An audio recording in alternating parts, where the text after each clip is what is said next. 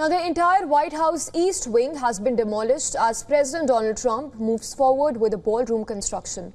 Satellite pictures that have surfaced show demolition workers have finished tearing down the entire East Wing to make way for the new $300 million ballroom. A grey and brown patch of rubble can now be seen in the area that's been used to be occupied by the iconic building. This is far more extensive demolition than previously announced by President Trump. According to plans unveiled in the month of July, Trump had said that the 90,000 square foot ballroom will not interfere with the current building.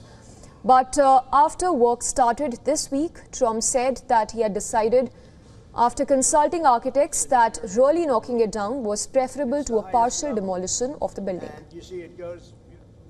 When I got to the top of the building, I wasn't sure what to expect. I photographed it the last 2 days, and it was sort of in progress. But when I got to the top, I just said, whoa, the East Wing is completely gone. Well, if we look back at all the past presidents and all the construction that's been done with the past presidents, I think this is absolutely wonderful. We need a ballroom to host all the dignitaries. And from what I understand, the East Wing needed to be renovated as it was to begin with. So this is the perfect time to do it. Trump also said that the new ballroom would cost $300 million, raising the cost from the $250 million quoted by the White House days before the demolition started, and the $200 million it cited in the month of July. He even said that the ballroom will be funded entirely by private donors and by himself.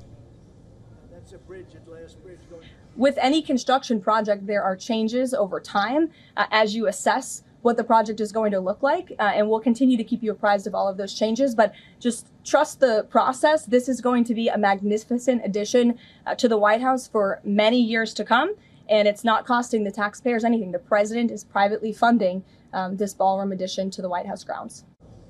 The White House released a list of the donors. They include tech titans Amazon, Apple, Google, Meta, and even Palantir, as well as defense giant Lockheed Martin.